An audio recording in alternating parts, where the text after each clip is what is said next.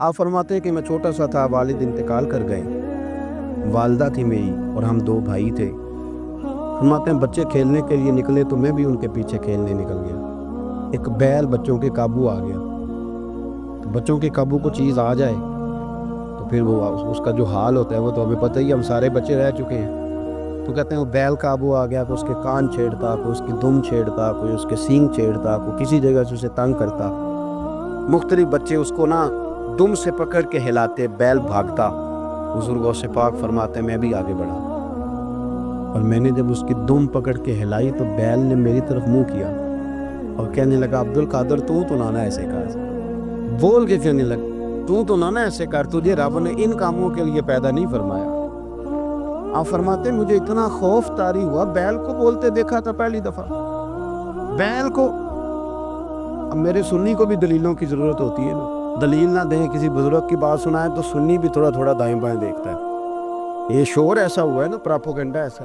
میں حدیث پاک سنا دیتا ہوں۔ رسول کریم صلی اللہ تعالیٰ علیہ وآلہ وسلم فرماتے ہیں ایک شخص نے بیل پہ سواری کر لی تھی۔ بیل سواری کے لیے نہیں پیدا کیا تھا، سواری کے لیے اونٹ ہیں، خچر ہیں، گھوڑے ہیں، گدھے ہیں، بیل کھیتی باڑی کے لیے۔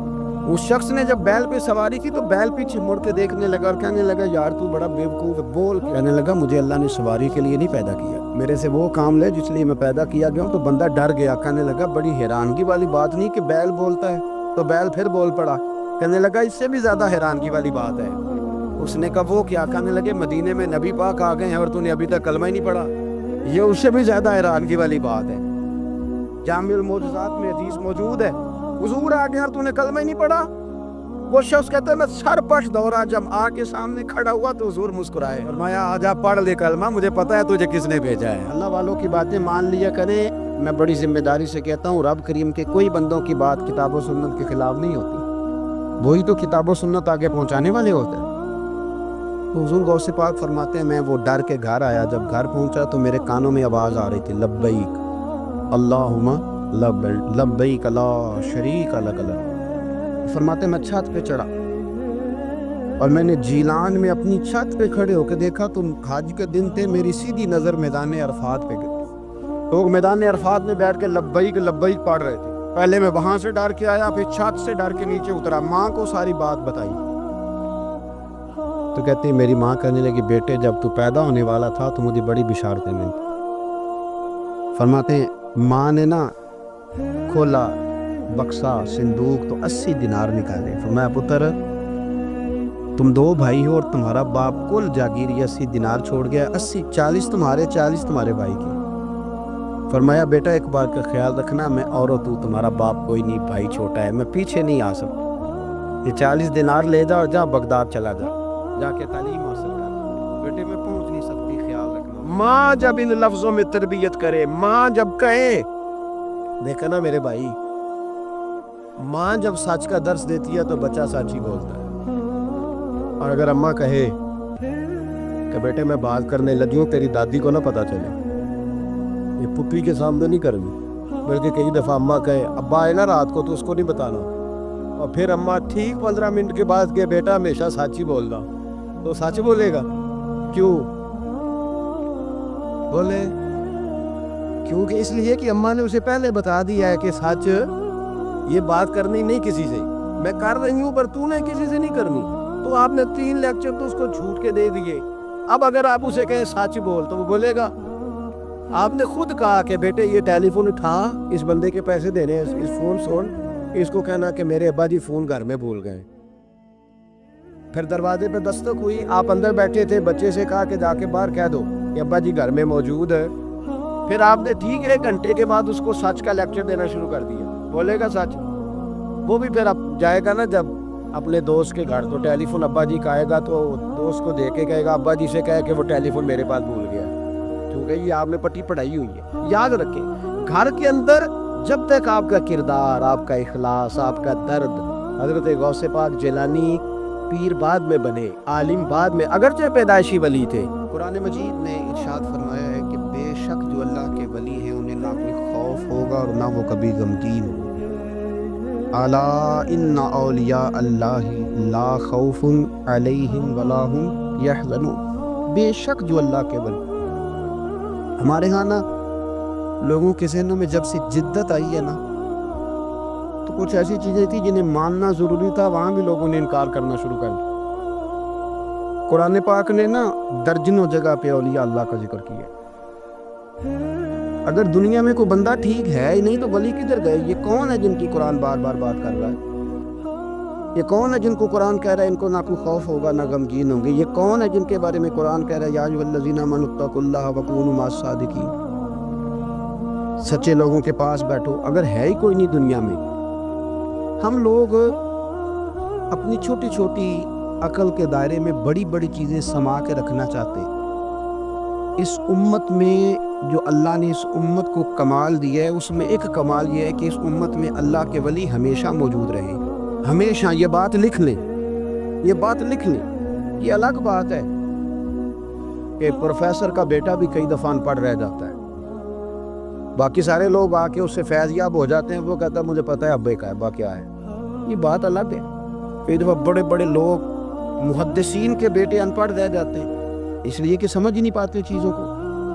اللہ کے ولی ہمیشہ تھے اور ہمیشہ رہیں گے، اور دین کو کسی بندے کی ضرورت نہیں ہے، دین کسی کا محتاج نہیں، لیکن اللہ نے بندوں کی ڈیوٹی لگائی ہے کہ دین کے چمن میں کوئی جڑی بوٹی آ جائے تو بندے ہی اسے کاٹتے ہیں، دین کے چمن کی آبیاری بندے ہی کرتے ہیں، بندے ہی بیج لگاتے ہیں، بندے ہی اس فصل کو پانی دیتے۔ یہ ڈیوٹیاں ساری اللہ کے بندے ہی کرتے، یہ پکی بات ہے، اس میں کوئی اختلاف کیا جا سکتا۔ حضرت غوث پاک جیلانی شیخ عبد القادر رضی اللہ تعالیٰ، غوث اعظم درمیان اولیاء چو محمد درمیان انبیاء۔ غوث اعظم کا ولیوں میں وہی مقام ہے جو نبیوں میں رسول کریم کا مقام ہے۔ حضرت غوث پاک رضی اللہ تعالیٰ عنہ کو اللہ نے بڑے اعزازات سے نوازا۔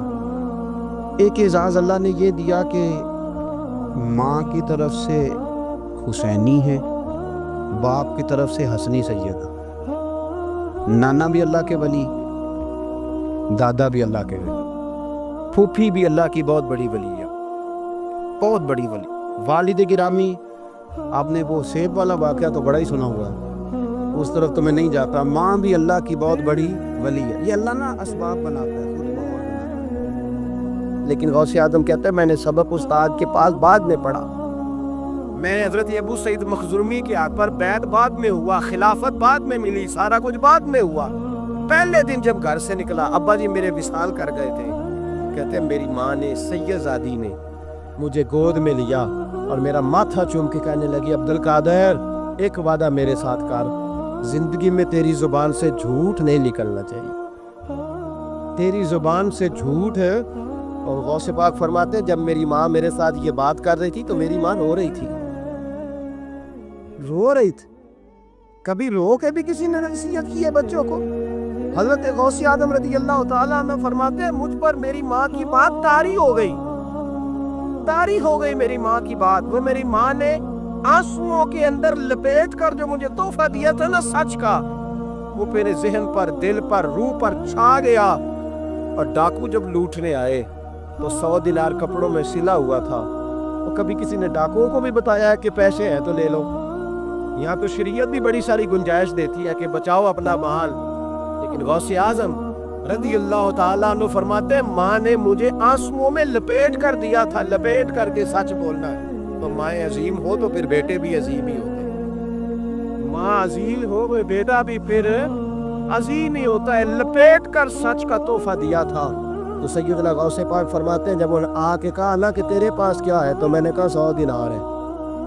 اس نے جیبیں بھی کھولی، ہاتھ بھی کھولے، جوتے بھی اتارے، پگڑی بھی کھلوائی، کوئی شے نہ نکلی۔ تو کہتے ہیں وہ سردار کے پاس لے گیا، کہنے لگا سردار یہ عجیب بچہ ہے، کہتا ہے 100 دینار ہے، سارا ڈھونڈ لیا ملے نہیں، تو یہ جھوٹ بول رہا ہے۔ تو کہتے ہیں جب اس نے کہا نا جھوٹ بول رہا ہے، تو حضرت غوث اعظم کہتے ہیں مجھے جلال آیا، غصہ۔ میں نے کہا خبردار یہ بات نہ میرے ساتھ آج کے بعد کرنا، میں جھوٹ نہیں بولتا، یہ میرے قریب نہیں آ سکتا، خبردار۔ یہاں بچوں کو غصہ تب آتا ہے جب مرضی کا برگر نہ ملے، غوث اعظم کو غصہ کب آنا؟ خبردار سارے کچھ کر، آج کے بعد یہ لفظ نہ کہنا میں جھوٹ بولتا ہوں۔ عبد القادر جھوٹ نہیں بول سکتا، ہو ہی نہیں سکتا۔ اس نے کہا پھر بتا پیسے کدھر ہیں؟ تو حضرت غوث اعظم نے بٹن کھولے اور الٹ کر کے کرتا کہنے لگے میری ماں نے سیے تھے۔ 12 سال کے غوث پاک، یہ ایک روایت ہے 14 سال۔ یہ ہم لوگ اس کو کہانی سمجھتے ہیں، کہانی نہیں بھائی، یہ واقعہ اگر تیرے میرے سامنے ہو تو اللہ کی عزت کی قسم کھاتا ہوں میں اور آپ بھی توبہ کر دیں، کیونکہ وہ واقعہ نہیں ہو رہا تھا، وہ کیفیات تھی، وہ طاری تھا سارا کچھ اس وقت۔ غوث اعظم رضی اللہ تعالیٰ عنہ کا یہ پیسے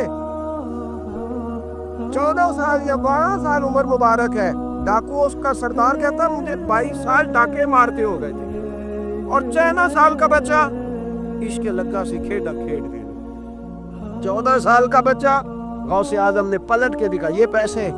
تو ڈاکو کا سردار کہتا ہے کہ پتہ نہیں مجھے کیا ہوا کہ بچے کے جذبات کس طرح کے ہیں، افکار کس طرح کے ہیں، خیالات کس طرح کے۔ کہتا کہ کہاں جا رہے ہو؟ کہا میں علم سیکھنے بغداد جا رہا ہوں۔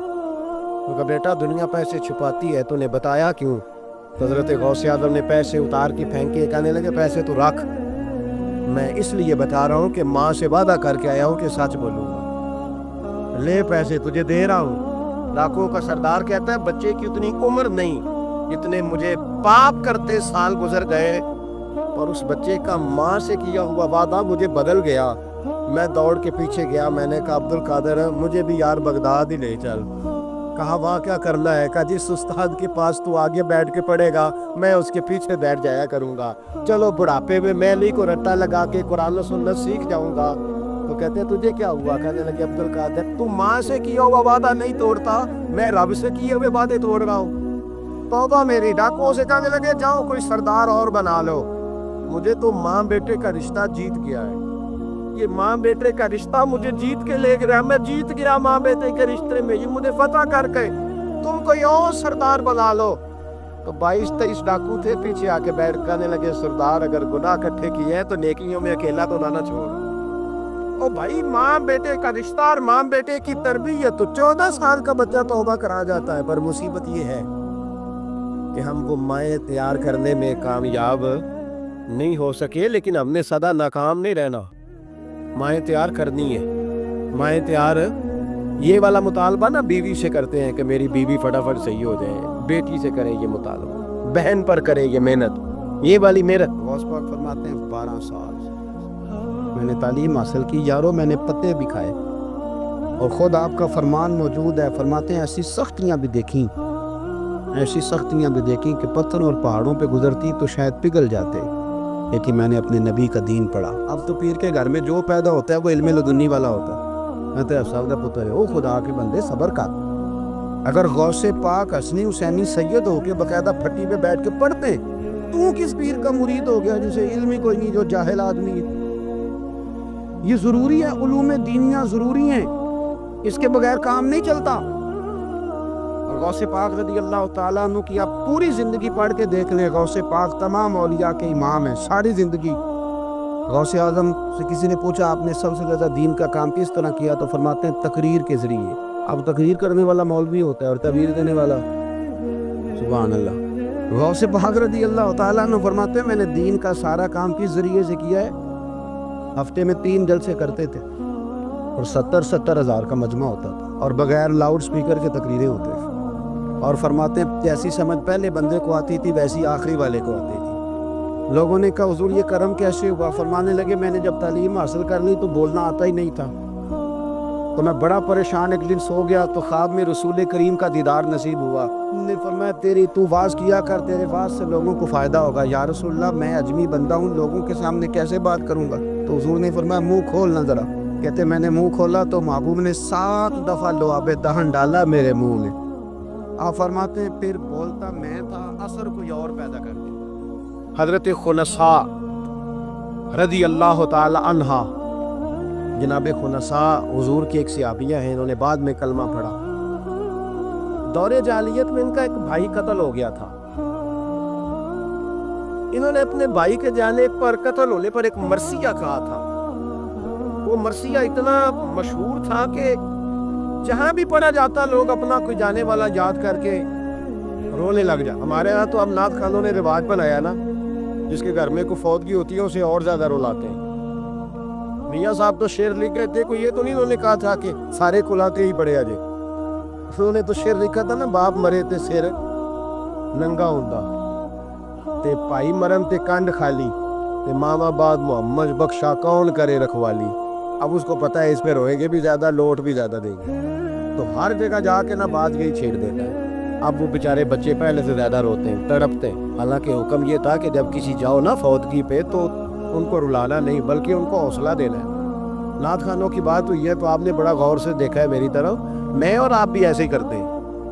وہ جائیں گے نا تو پوچھیں گے یہ بچہ اس کا, یہ جو فوت ہو اس کا یہ بچہ, او ہو بیچارہ دیکھو نا چھوٹا سا تھا, اماں چلی گئی. بڑا مشکل ہے یتیموں کے لیے. تو یتیم چہرہ نفسیاتی مریض بن جاتا ہے.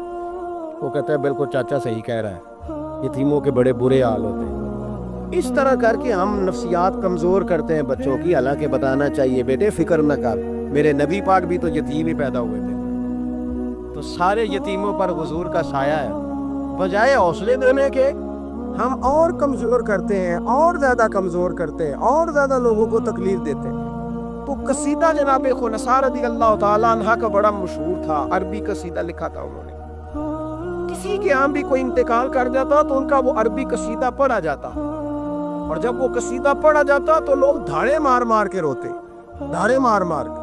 حالانکہ رونا رلانا اتنا اہم کام نہیں, جتنا کسی کے دل کو تسلی دے دینا اہم کام ہے. جتنا کسی کی اشک شوئی, آنسو نکالنا تو جرم ہے, آنسو پوچھنا ثواب ہے. یہاں لوگ رلانے کی ڈیوٹی کرتے ہیں, آنسو پوچھنے کی ڈیوٹی نہیں کرتے. حضرت جناب سیدنا خنساء رضی اللہ تعالیٰ عنہ, آپ کا وہ قصیدہ پڑھا جاتا, لوگ دھاڑے مار مار کے روتے. یہ وہی خنساء تھی کہ جنگ احد سے کچھ مہینے پہلے کلمہ پڑھ کے مسلمان ہو گئی. یہ وہ بی بی مشہور شاعرہ جن کا قصیدہ رونے رلانے کے لیے پڑھا جاتا ہے. ان کے 4 بیٹے جوان تھے. احد کے لیے جب رسول رحمت صلی اللہ علیہ وسلم نے اعلان کیا نا, فوجی آئے, مائیں بہنیں بچے تیار کریں بھیجیں, تو ان کی سہیلیاں کہنے لگی کلمہ تو پڑھ گئی ہے, تیرے بچے بھی پڑھ گئے ہیں, پر تیرا سب کو پتا ہے تیرے بچے کوئی نہیں جائیں گے. اس لیے کہ ایک بھائی کے جانے پر تو نے قصیدہ لکھا ہے تو آج تک پڑھا جا رہا ہے, تو 4 بچے کیسے تیرا نہیں جاتا. جناب خنساء چوپ ہے. جب جنگ احد کے لیے سپاہی اور مجاہد نکلنے لگے تو 4 بیٹے لے کے چوک میں آ گئی.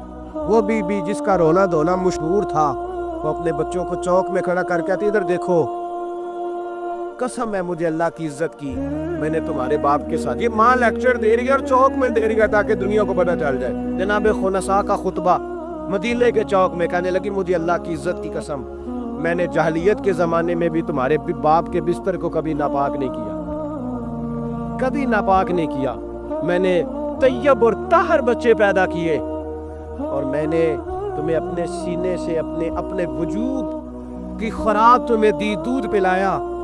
میرے بچوں, سارا زمانہ جانتا ہے کہ میں کسی کی جدائی نہیں سہ سکتی. میرا بھائی گیا تھا تو میرا قصیدہ ضرب المثل بن گیا, دنیا پڑھتی ہے.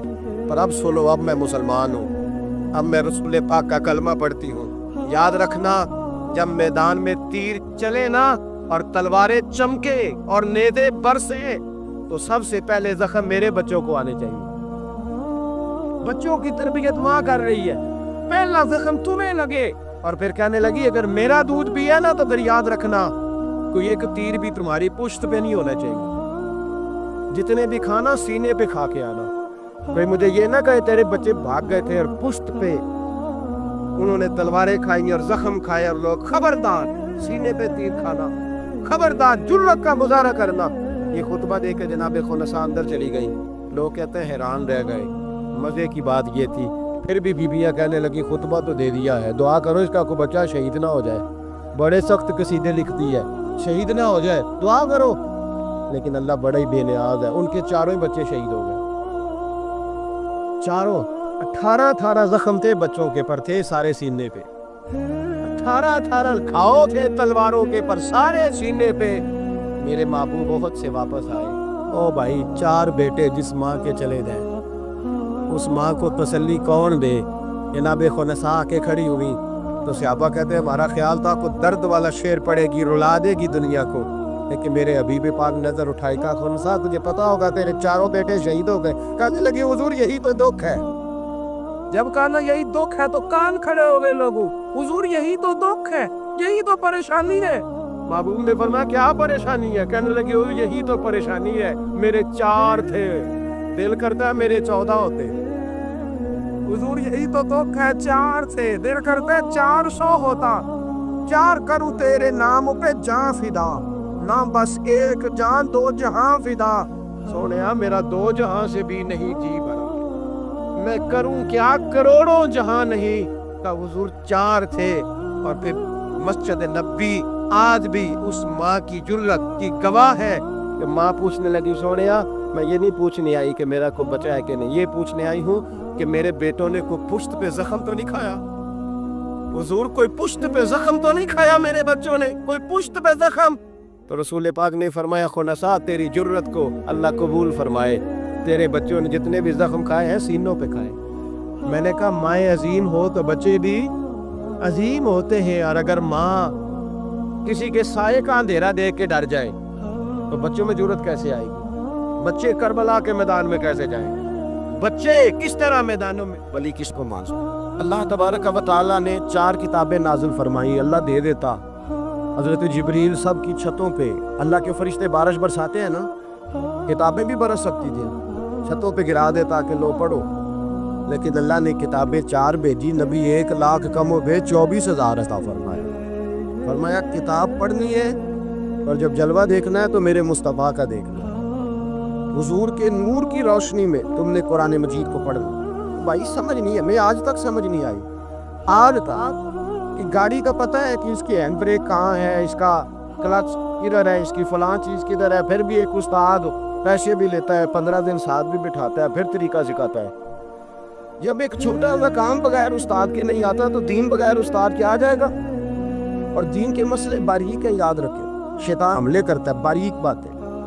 تکبر والا جنت میں نہیں جائے گا، ریاکاری والے کی عبادت قبول نہیں ہو، حسد والے کے اعمال ضائع ہوتے، جھوٹ بولنے والے کو حضور نے فرمایا میں اسے مومن ہی نہیں مانتا۔ اب یہ ساری چیزیں جو باطنی نقص ہیں، یہ بیماریاں ہیں باطن کی۔ آپ اگر دوائی نہ لیں تو آپ کے جسم کی بیماری نہیں جاتی، درویش کے پاس نہ جائیں تو آپ کی روح کی بیماری نہیں جاتی۔ جھوٹ نہیں چھوٹ سکتا، بدی نہیں چھوٹے۔ ہم نے دیکھا ہے تھوڑی دیر کے لیے لوگ مسجد آتے، نماز شروع کرتے ہیں، عمرہ کر کے آئے تو شروع ہو گئی، تھوڑا سا حج کر لیا شروع ہو گئی، خدا نہ خواستہ گھر میں کسی کا انتقال ہو گیا تو نماز شروع ہو گئی، تو ٹھیک کرے، لیکن وہ بعد میں چھوڑ جاتے ہیں۔ قائم کون رہتا ہے؟ قائم وہ رہتا ہے جس کے پیچھے کوئی قائم رکھنے والا ہوتا ہے۔ موبائل بند ہو جاتا ہے اگر بیٹری اس کی چارج، ہم اللہ والوں کے پاس جاتے ہیں، ان کی 2 باتیں بیٹری چارج کر دیتے ہیں، وہ ہمیں بتاتے ہیں کہ جینا کس طرح ہے، انسانیت کیسے تم نے اپنے اندر پیدا کرنی ہے، تم نے اللہ سے ڈرنا کس طرح۔ ان کی باتیں دلوں کو نرم کرتی، ان کی گفتگو انسان کو بدل دیتی، ان کی صحبت میں بیٹھنے والا بڑا آگے جاتا، جو ان کی خدمت عالی مرتبت میں رہتا ہے اللہ اسے اسی طرح کا رنگ عطا کرتا۔ سنیں میرے نبی پاک سید عالم علیہ السلام کے صحابی حضرت ابو ذر غفاری نے پوچھا حضور ایک بندہ نیک لوگوں سے پیار کرتے پر ان کی طرح کے کام نہیں کرتا، اس کے بارے میں حکم کیا ہے؟ کوشش کرتا ہے پر غلطی رہ جاتی ہے، پر پیار سچا کرتا ہے۔ تو آپ ترغیب ترہیب پڑھے، میرے رسول پاک نے فرمایا جو جس سے پیار کرے گا جنت میں اسی کے ساتھ کھڑا کیا جائے گا۔ کہہ رہے کہ حضور عمل نہیں کرتا، ایک مرشد کامل، لیکن میرے بھائی جو رب کریم کے بندے تھے ان کا رشتہ اصلاح کا رشتہ تھا، پیر کے ساتھ رشتہ اصلاح کا رشتہ ہوتا ہے۔ وہ جو لوگ رسمی بیعت کرتے ہیں نا، ٹھیک ہے مرید ہو گئے، چلو روزی میں برکت ہو جائے گی، اس سے بھی انکار نہیں۔ اعلیٰ حضرت فرماتے ہیں بیعت برکت کی بھی بڑی بات ہے، اور دلیل کیا ہے؟ آپ فرماتے ہیں اگر اصحاب کہف کا کتا ولیوں کے پاس بیٹھ جائے اللہ اسے خالی نہیں رکھتا، تو ولیوں سے پیار کرے گا تو کیسے خالی رہ جائے گا؟